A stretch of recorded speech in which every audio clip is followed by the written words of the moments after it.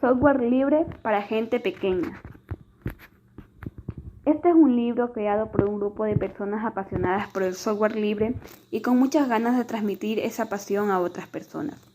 Nos propusimos recopilar en un libro destinado a chicos de 3 a 12 años propuestas interesantes sobre herramientas, software y contenidos educativos libres. Buscamos hacer algo breve y atractivo, donde cada capítulo brinde un paso de una actividad, sin necesidad de definiciones o de mostrar la esencia de la herramienta. Para compensar la posible falta, incluimos enlaces que lleven a los lectores más curiosos a seguir aprendiendo sobre cada uno de los temas.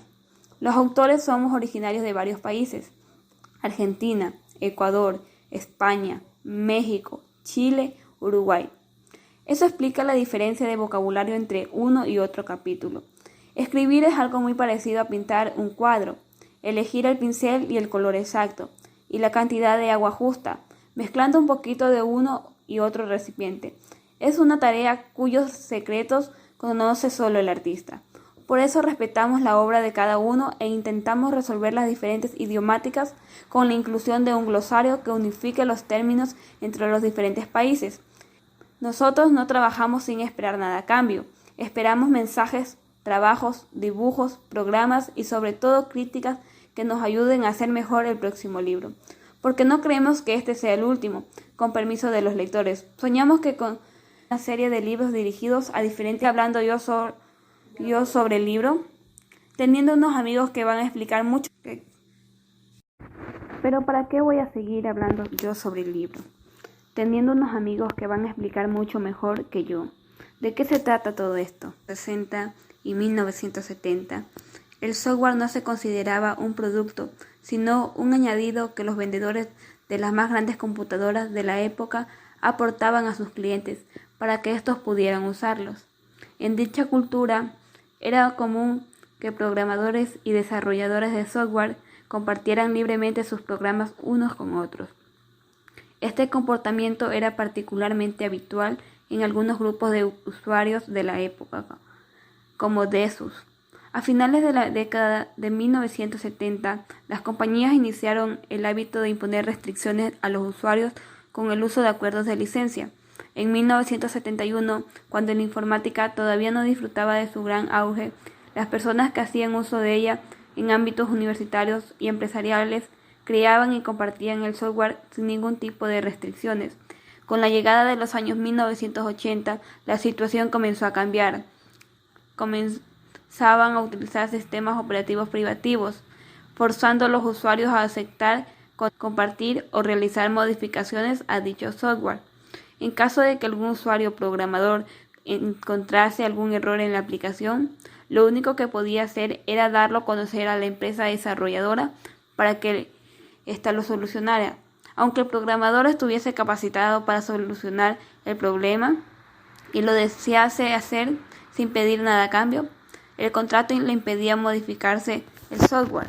En 1971, el estadounidense Richard Matthews estudia la física en la Universidad de Harvard. Formó parte como hacker del laboratorio Massachusetts. En la década de 1980, la cultura hacker que constituía la vida de Stallman empezó a disolverse bajo la presión de la comercialización en la industria del software. Los demás compañeros de Stallman, también hackers de laboratorio, fundaron la compañía Symbolics, que intentaba reemplazar el software libre producido en las instalaciones por software no libre de su propiedad. Esta que por aquellos años en el laboratorio donde trabajaba había recibido una impresora donada por una empresa externa. El dispositivo, que era utilizado en red por todos los trabajadores, parecía no funcionar a la perfección, dado que cada cierto tiempo el papel se destacaba. Un aviso que se enviase por red e informase a los usuarios de la situación. La pérdida de tiempo era constante, ya que en ocasiones los trabajadores enviaban por red sus trabajos a imprimir y al ir a buscarlos se encontraban la impresora atascada y con una cola enorme de trabajos pendientes. Richard Stallman decidió arreglar el problema e implementar el envío de un aviso por red cuando la impresora se bloqueara. Para ello necesitaba tener acceso al código fuente de los controladores de la empresa. Pidió a la empresa propietaria de la impresora lo que necesitaba, comentando, sin pedir nada a cambio, pretendía realizar. La empresa se negó a entregarle el código de fuente. En ese preciso instante, Stallman se vio en una encrucijada. Debía elegir entre aceptar el nuevo software propietario, firmando acuerdos de no revelación, y acabar desarrollando más software propietario con licencias restrictivas, que a su vez debían ser más adelante aceptadas por sus propios colegas. Stallman renunció a su empleo viviendo de realizar programas libres y vender las copias en cintas, y el día 27 de septiembre de 1983 anunció en varios grupos de noticias de el Usenet el inicio del proyecto GNU, que perseguía crear un sistema operativo completamente libre.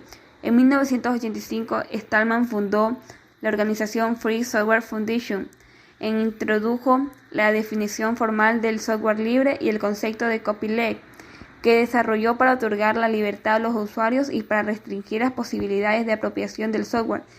En 1984, Stallman renuncia al MIT, Instituto Tecnológico de Massachusetts, traducido del inglés, para evitar que la universidad exigiera derechos sobre el software que estaba desarrollando en el marco del proyecto GNU, y en 1985 publica el manifiesto GNU para reescribir el propósito del proyecto y explicar la importancia del software libre.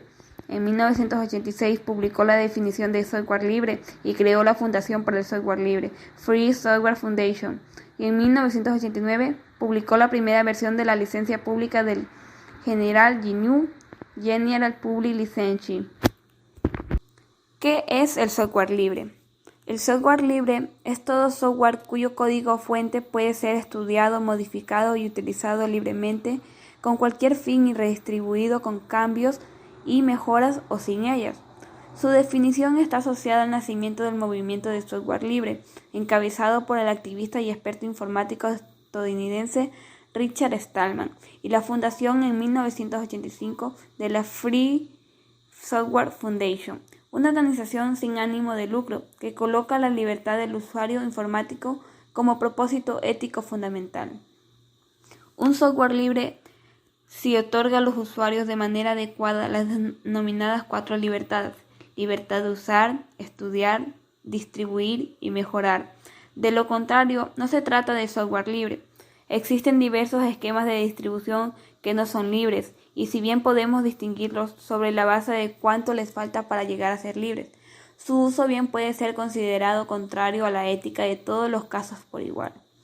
La expresión software libre proviene de la expresión del inglés free software, que representa ambigüedad entre los significados libre y gratis, asociados a la palabra free. Por esto es que suele ser considerado de manera errónea como software gratuito, y no en su acepción más precisa como software, que puede ser modificado y compartido sin infringir la licencia. El software libre suele estar disponible gratuitamente o al precio de coste de la distribución a través de otros medios. Sin embargo, no es obligatorio que sea así, por lo tanto no hay que asociar software libre a gratuito, denominado usualmente freeware, ya que conservando su carácter de libre puede ser distribuido comercialmente. Análogamente, el software gratis o gratuito incluye en ocasiones el código de fuente.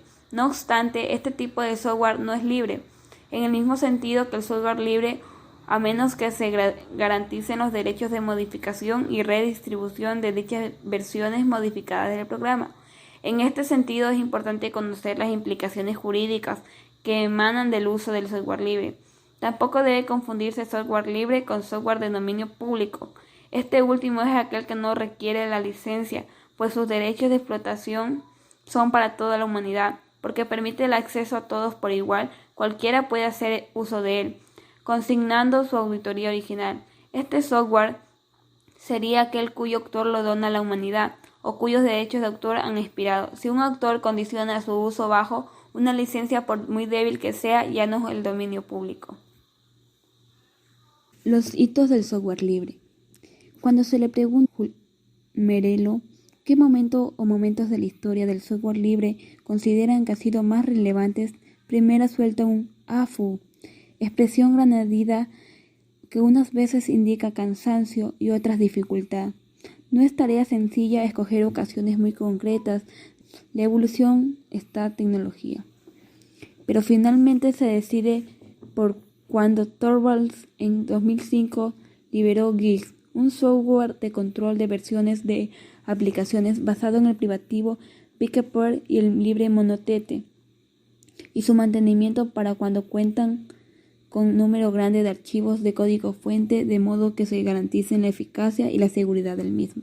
Hoy en día, dice Merelo, el software libre no se entiende sin esta herramienta, que domina totalmente el panorama de creación, producción, distribución de software. Por su parte, para Ramón barre para casa, y además de algo obvio, como el empuje de Stallman para que esta tecnología floreciese, elige la decisión de la Comunidad de Extremadura, que apostar por el software libre en todos sus centros educativos a partir del año 2000, colocándose en 3 años como la región con más ordenadores por alumno de todo el mundo, que funcionaban primero con GNU Linux y desde 2002 con Linux, un sistema operativo en castellano desarrollado y soportado por la propia comunidad. Por lo visto, después de un conato de volver al Microsoft, va a tener a Linux, Ubuntu como sustituto. Y David Ubeda piensa que sin duda existen hitos muy significativos en materias de software que han marcado un antes y un después. Por ejemplo, cuando Torvalds comenzó el desarrollo y el mantenimiento de kernel de Linux, sin embargo apunta, creo que el momento más importante de la historia del software libre se produjo cuando un grupo de personas fue capaz de canalizar toda la capacidad colaborativa y movilizar a un número elevado de individuos para un fin único, como es liberar todo su know-how, el conocimiento fundamental como forma de transferencia de tecnología a la comunidad. Esa fue la semilla. Y añade que el realmente notable es que todavía perdura con el paso del tiempo, por lo que esta capacidad colaborativa no ha hecho más que consolidarse, creando lazos más potentes y participando también de la vida política para llevar esta filosofía, la de software libre, aún más lejos. Todo ello me lleva a pensar, ojalá tenga razón.